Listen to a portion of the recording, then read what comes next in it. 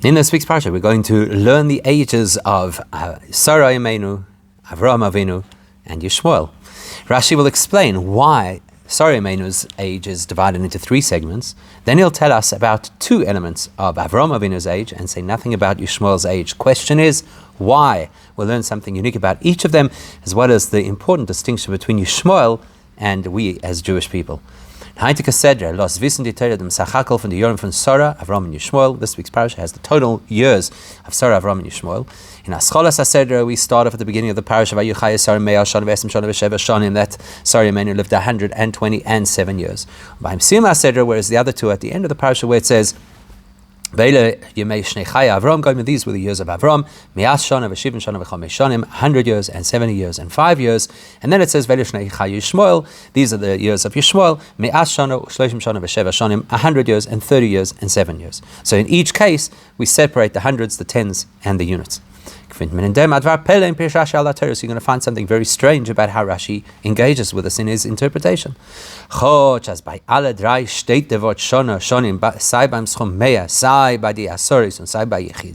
Even though with all three of them, when their ages are related, there is a break that the Torah makes by using the words year or years between the hundreds, the tens, and the units.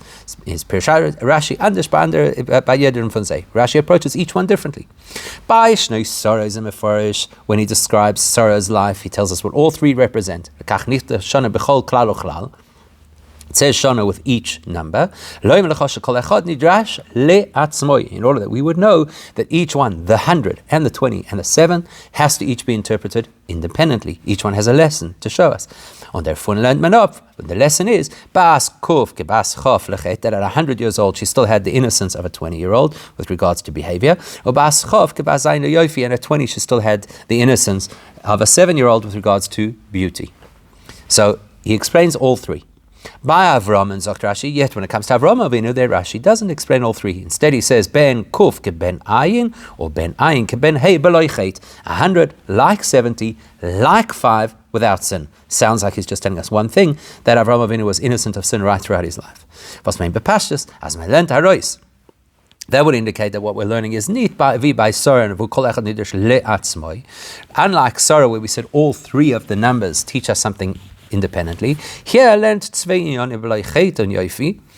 there we learned two different things. We learned that there's a time that tells us about her innocence and a time that tells us about her beauty.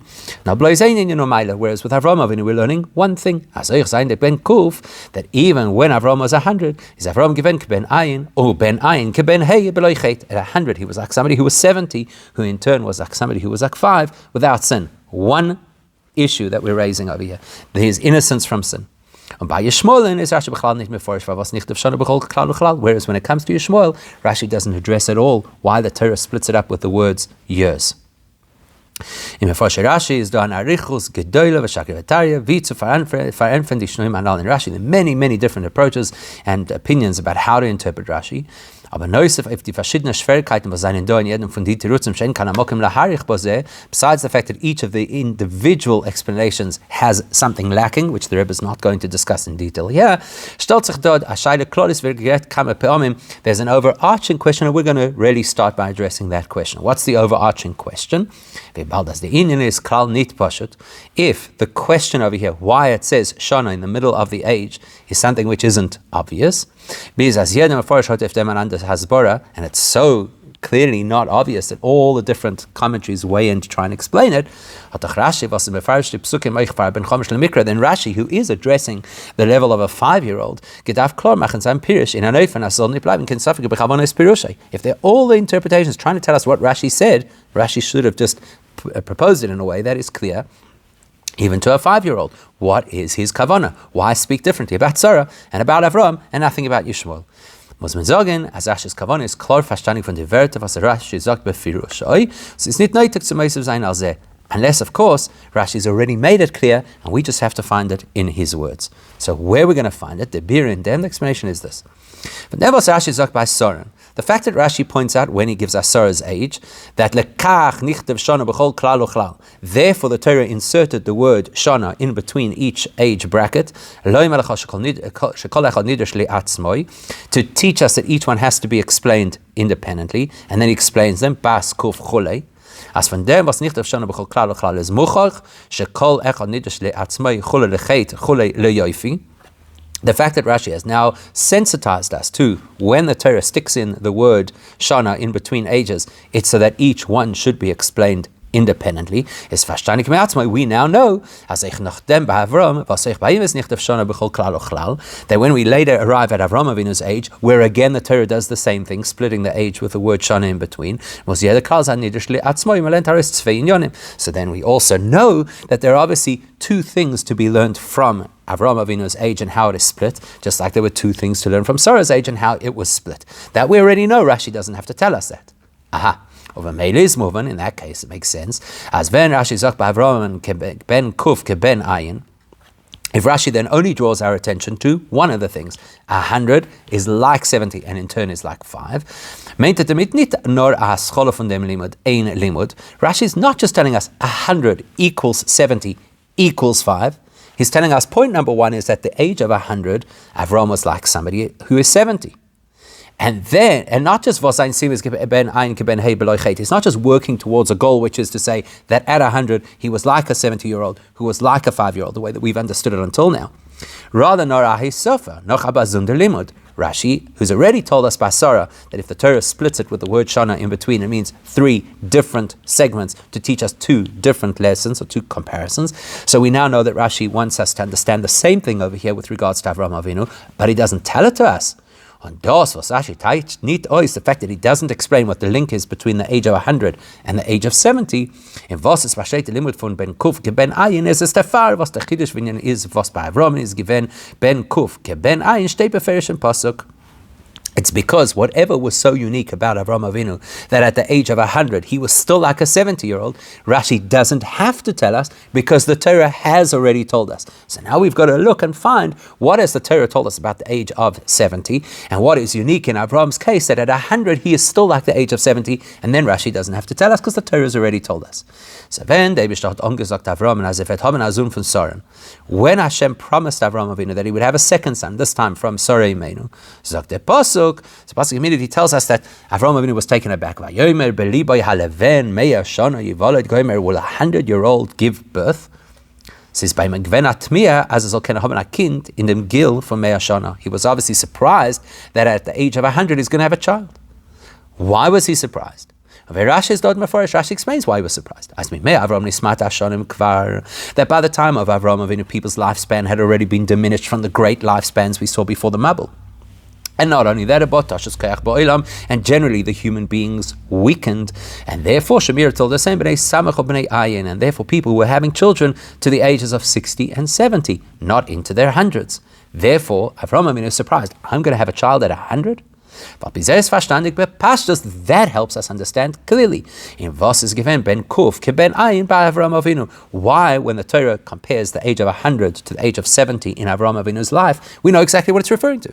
Is the guilt haben Kinder given bis b'nei ayin, even though the natural way at that time, because people had become weak, was to have children until 70 and not beyond. Is aber der Tashos nicht given by Avraham. Avraham didn't have that weakening. As geboren Yishmael zu Peiva Shana. You see it already even before Yitzchak, because when Avraham Avinu has his first child, he is 86 years old, so he's already beyond the outer reaches of what was normal childbearing age at that time. As ben Kuf is given ben ayin, and now we understand what the Torah is saying. At 100, he's like a 70-year-old, because 70-year-olds are still in the realm of fertility. And Avraham Avinu at 100 was still like that he had a child. Rashi doesn't have to tell it to us because the pasuk has already informed us.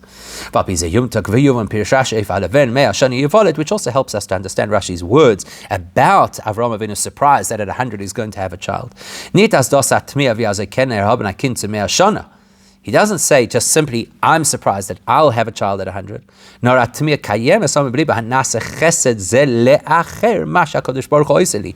adds something else. Did Hashem ever show this degree of kindness to any other person besides me? Sarah is in a different category. Sarah, who was already post her childbearing years, is given dann zu gebären Kinder. So it's impossible for her to have children. Avraham Avinu had a child already at 86. So he's saying, wow, is this chesed going to continue until I'm 100? But Sarah never had children. She's beyond her childbearing years. And therefore, for Sarah to have a child is something which is such a radical miracle that David even has to go so far as to say, is anything beyond his capacity? As by soll geboren werden Yitzchak, that she should have Yitzchak. Now Sarah had getracht, as Avraham kennet haben Kinder, wat Yitzchak sargem, achre bleise gem, wat dini zoken. And Sarah then kind of expanded her surprise at her own promise of having children to Avraham Avinu as well. Avraham Avinu is an older man. How could he have children? But Avraham Mitzad himself has already had a child beyond the age of 80, beyond the age of 70, obviously beyond the age of 82. And the point of Ben Kuf ke Ben Ayin is to tell us that even at 100 he still had the virility of a 70-year-old. Which also answers another major question. How come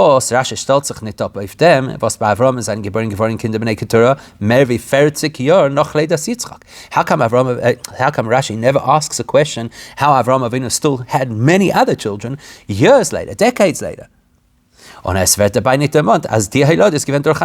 he doesn't say, big miracle, that 40 years after Yitzchak, Avraham Avinu is having other children. Why not?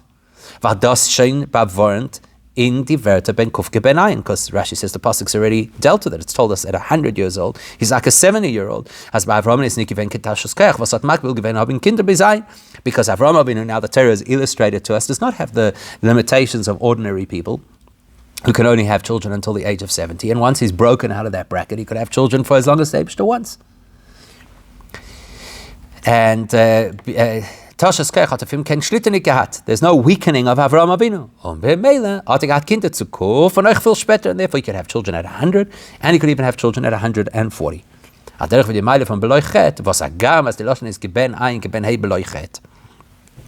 This would be similar to the idea of Avraham Avinu being clean of sin.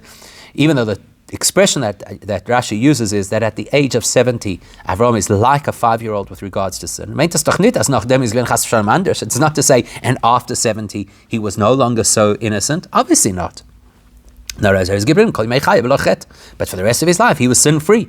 Likewise, when the Torah says that at 100, he was like a 70-year-old, it means from 100 and beyond. So mit dem Chelek zwischen Avraham and Sarah wird gerecht werden der Shine bepirush Rashi. Okay, so now we see the difference between Avraham Avinu and Sarah. By Sarah, the Torah has to tell us that she retains the purity of a 20-year-old and the beauty of a 7-year-old. By Avraham Avinu, that we don't need Rashi to spell out for us that Avraham at 100 has the virility of a 70-year-old, because the Torah has already told that. All Rashi has to point out is the fact that he still has this sin-free innocence of a 5-year-old. So with that in mind, let's have a look at the Pesukim.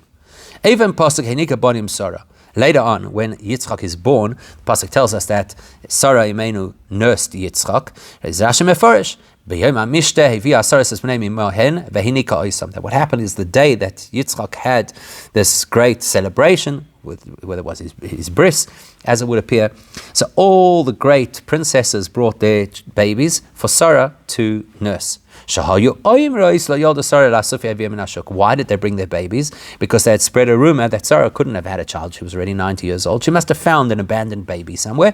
And so to test that she was actually the mother, they brought their babies to see if she produced milk, which only her mother could do.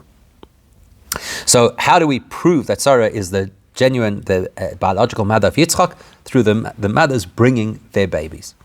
If I'm passing on Parshas Toldos, but then later on in Parshas Toldos, when it says Avraham hoili des Yitzchak, that Avraham gave birth to Yitzchak, sagt Rashi, because there were scoffers at the time who claimed that Sarah was actually pregnant from Avimelech, not from Avraham Avinu. So therefore, so therefore the Eibishter changed the features of Yitzchak's face, that he would look so much like his father that nobody could deny the fact that obviously Avraham Avinu was his father. So let's understand the difference between the two proofs that they are the biological parents. When it comes to Sarah, Rashi says, as the Sarahs, Noshim Chashuvas having Gizak lo Yolda Sarah. It was specifically the elite who were the ones who didn't believe that Sarah was the biological mother of Yitzchak, and it had to be proven to them. Yes,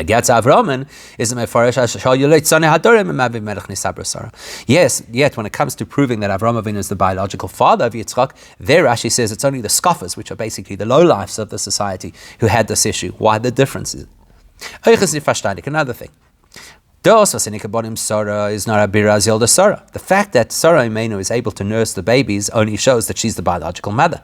On their kind is Nikin Asufi, and she didn't find the child abandoned in who knows where. So Benit can bavais as Avram is a kind, but it doesn't yet prove that Avraham Avinu is the father. It just proves that Sarah is the mother. So how come the great elite who came challenging the fact that Sarah is the mother did not think to challenge the fact that Avraham is the father? When they knew Avraham Avinu was 100 years old.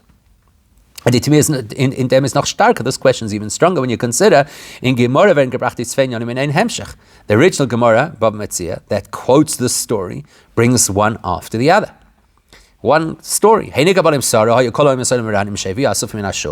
First, it tells why Sarah nursed the babies, because everybody thought it was an abandoned baby. And then immediately, Avraham Avinu invited all the great people of the time. Sarah invited their wives, and she then fed all the babies. Look how the Gemara says it. And still they were unconvinced, and they were still scoffing. Are we convinced that just because there was a miracle for Sarah at 90 years old to have a baby, that Avraham at 100 years old was the father? Immediately the Eibishter changed Yitzchak's features to be so close in resemblance to Avraham Avinu that there'd be no questions. But the way we've explained the difference between Avraham and Sarah in terms of how the Torah tells us about their ages, these questions are all resolved. Because the Chiddush Utmiyah by the Soros is Metchatchila given no ben Gertz Saran. What were they worried about? These elite women, these princesses, these noble women, what were they worried about? They were worried about Sarah. Why? Because they saw that she was post the age of having all the various biological processes that are associated with childbirth, so they didn't believe that she could have a child. But with Avraham Avinu, they weren't so surprised. At 86 years old, he had a son, Yishmael. Okay, so he had a child at 86. He could maybe also have a child at 100. They weren't bothered by Avraham Avinu potentially being the father. They were bothered and surprised by the fact that Sarah Imenu could be a mother. And therefore, anybody who was a more advanced, more sophisticated, educated individual in the community was not so surprised that Avraham Avinu could have a baby. Now, the Leitzone Hador, wenn es nicht negea, wie die Sache ist beemes, und sie suchen nur Amokim zu praven Leitzone Chelek. But scoffers are not worried about facts. They're not interested in truth. They just want to create an issue. They want to make a scene. So therefore, they didn't concern themselves with the biological history of Avraham Avinu.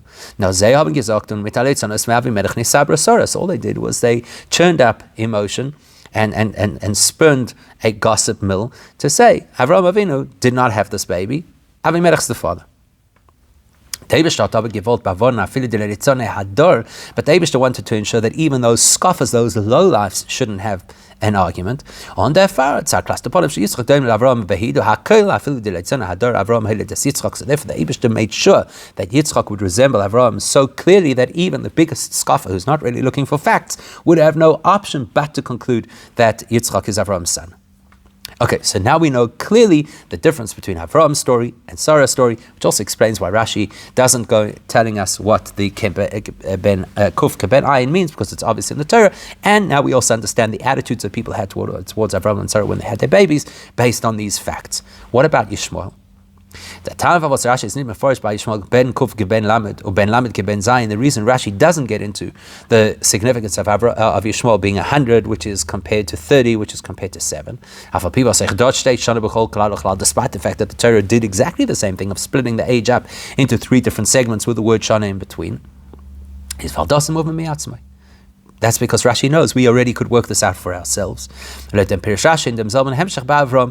Because have a look at what Rashi says in context. It says, Ben Kuf Keben Lamed as on Tashus Kayach. So with Avraham Avinu, we said that at the age of 100, he's like a 70-year-old, so he's not yet weakened by the physical effects of the rest of the generation. You could say the same by Yishmael. At the age of 100, he was like a 30-year-old. He also wasn't affected yet. He wasn't affected by the physical weakness of the time. Or Ben Lamed Keben Zayin Lechet. And at 30, he was innocent of sin like a 7-year-old, just like Avraham Avinu was innocent of sin and Sarah was innocent of sin. Why? For a different reason. Sein Tshuvaton, because Yishmael did Tshuva.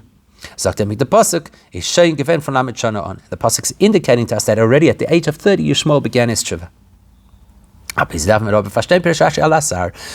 Rashi doesn't have to explain the significance of all those ages, but there is a question to ask about how Rashi interprets the significance of knowing Yishmael's age, because Rashi is going to raise something which apparently has nothing to do with what we're learning in the parasha over here. Why does he raise it? When the pasuk tells us that this is the amount of years that Yishmael lived, Rashi asks the question, why do we have to know Yishmael's age? And he explains, to give us a scale that we could use to calculate Yaakov Avinu's age. Rashi is gleich meforish as Mishnayos shel Yishmael amad neshashim Yaakov v'Esav Yudalet Shana, and then Rashi goes into a whole calculation which helps us to understand, based on Yishmael's lifespan, that Yaakov Avinu must have learned in the yeshiva of Shem and Eber for 14 years. Das heißt, in other words, as mit modea sein dem Mishnayos shel Yishmael, Rashi is telling us basically that when the pasuk decided to give us the age and the specifics of the age of Yishmael, is the pasuk nit eisen zu sagen, oder Merame sein epis b'shaychus to Yishmael allein. The pasuk's intention is not just to define something which is relevant to Yishmael and his story and his age. Das ist kedei leyachas ben shnosav shel Yaakov. Actually, the Torah is telling us about Yishmael so that we could learn about Yaakov. That's a bit of a surprise. Why? So now,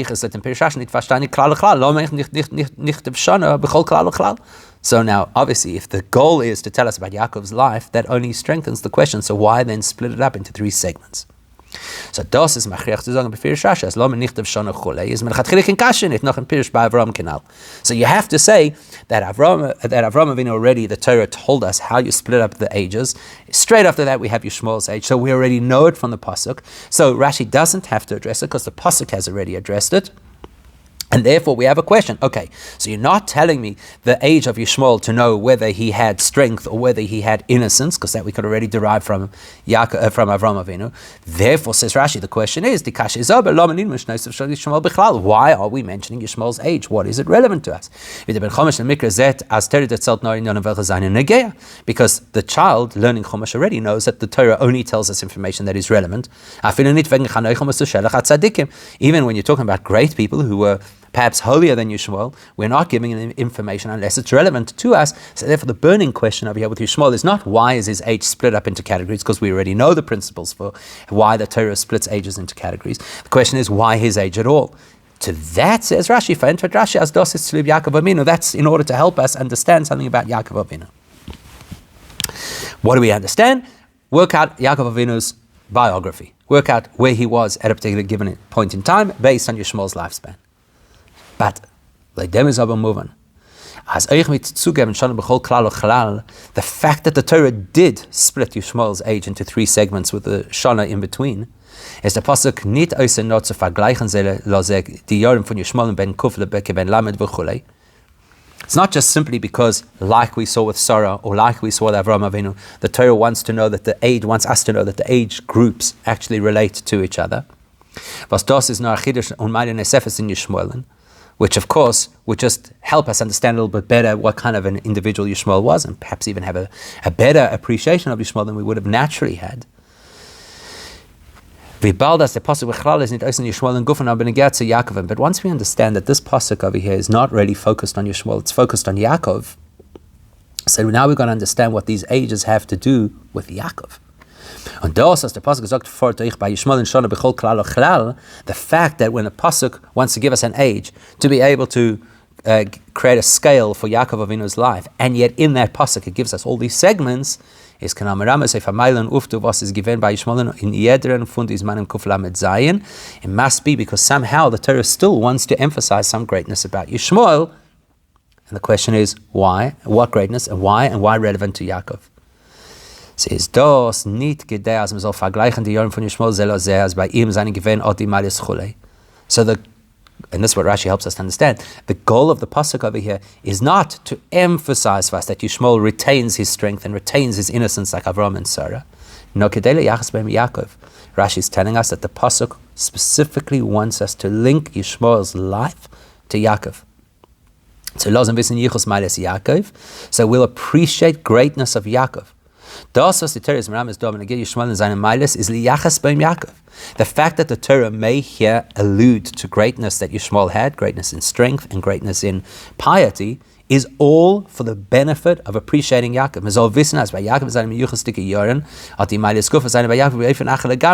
So that we'll appreciate that Yaakov's life is not just relative to when Yishmael lived, but Yaakov's life is relative to the milas of Yishmael's life, and Yaakov is in a whole different category. Whatever Yishmael has, Yaakov has in a far superior fashion.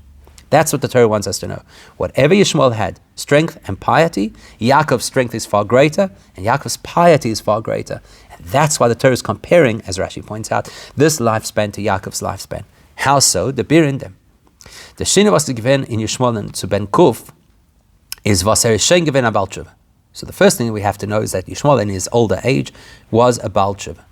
Rashi sagt befirushay as Yishmael tshuva giton noch b'chayei Avraham, because Rashi tells us that Yishmael did tshuva while Avraham Avinu was still alive. On Yishmael is given 9 on 80 yor b'shas mis Avraham. So how old was Yishmael when when Avraham Avinu passed away? He was 89 years old. So for sure, by the time he gets to 100, he's now a Baal Tshuva. And dos bavon Rashi as nikuken tikef dem was says given a Baal Tshuva. Says Rashi, it's an amazing achievement on Yishmael's behalf that he became a Baal Tshuva. It's great, it's wonderful. In fact, it became such a Baal Tshuva that when the Torah describes his passing, it uses language that is reserved for tzaddikim. But Rashi wants us to be clear that the Torah is telling us his righteousness and piety does not scratch the surface of how it is for Yaakov Avinu. The Meile von Ben Shloishim is Kedem Zman HaTashus Koyach von Ben Samach Ben Ein Ben Shloishim Mekoyach B'Lashon HaMishnah.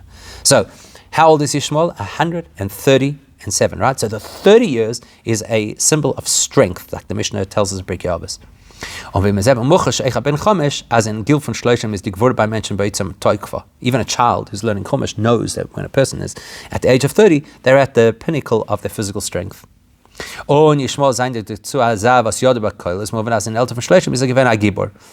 wasn't just any ordinary person. He was a person who had sway over and influence over and impact on everybody right across the whole world. So if an ordinary 30-year-old is strong, Yishmael has to be a very strong 30-year-old. Says Rashi, the Torah wants us to compare Yishmael's life to Yaakov's life. So Yishmael is really, really, really powerful. Guess what? Yaakov Avinu is even more powerful, exponentially more so. Like Rashi tells us, when Yaakov Avinu rolled the big boulder off the well at the time where Rachel and her family, Rachel came to get water for the family, says Rashi, he flicked off the boulder like as if it was just a lid on top of a bottle to show us that he was incredibly powerful. Even considering that at that point Rashi is 77 years old. So the greatness of a 30-year-old, which Yishmael is supposed to represent, is this incredible power, and Yaakov Avinu's power is far, far greater. Likewise, so the